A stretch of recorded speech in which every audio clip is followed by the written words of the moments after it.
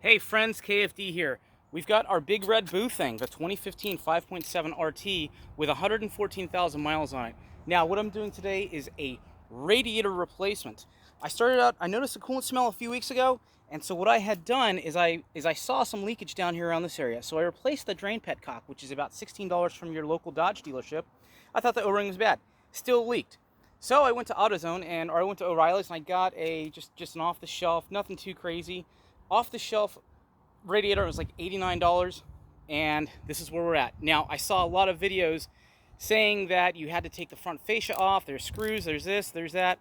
None of those applied to me, so this is why I'm making the video today.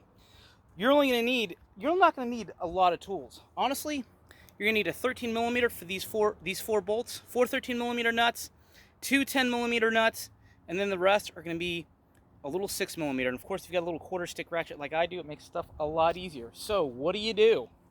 Well, and also if you've got to get a big set of hinge jaw pliers, and you can squeeze these spring clamps out. Now this little tab, if you go past the little tab, it'll lock it open and makes it a little easier. You can just slide it up. Disconnect all your plugs, like especially for your fan and for your air mass airflow sensor. Now the big secret here is those four 13 millimeter nuts I was talking about, or 13 millimeter bolts, go to your lower radiator bracket. Now, jack the car up, and what you can do is you can slide the unit out at an angle. Now, you're going to have a lot of little 6 millimeter nuts, I think 6 off the top of my head, that hold the fan, the radiator, and the condenser together. Now, take care not to crack open your AC lines. You don't want that Freon puking out. So I disconnected the fans first, and honestly, it's these little 6 millimeter bolts right there. Take them out, or actually they're screws. Pop them out, and you can take the fan out by itself at an angle, and then you separate the condenser, and that's four screws. This one up here on the top corner is the only one that's actually a machine screw. The rest are kind of like look like wood screws, honestly. And now is also a great time to replace that belt, which I did. I went to the Mopar dealership, and I think it was like $55. Don't have the part number offhand, but you supply your VIN, you're good to go. So for your routing, we're going to start up here at this idler. It's going to run across your water pump. It's going to go underneath this other idler. It's going to go over to the alternator. Alternator is going to wrap back around.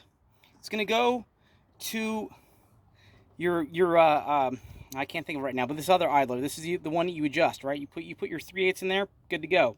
It's going to wrap around, go around your crank, go down your compressor, come back up. Easy breezy. That's it. So, like I say, you've got two 10 millimeter nuts up here. Those are going to hold the radiator to the actual core support. You've got the four 13 millimeters, and these little tabby guys, they're going to face towards the front of the car, so that way you don't put it in backwards. And also, you can also easily tell because this is a provision for the little drain spout. It goes here on the passenger side. So, take those four 13 millimeter nuts.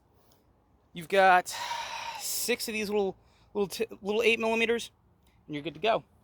And if I remember correctly, the coolant capacity on this is 13 or 14 quarts. I only had like 1 gallon come out. So we'll find out.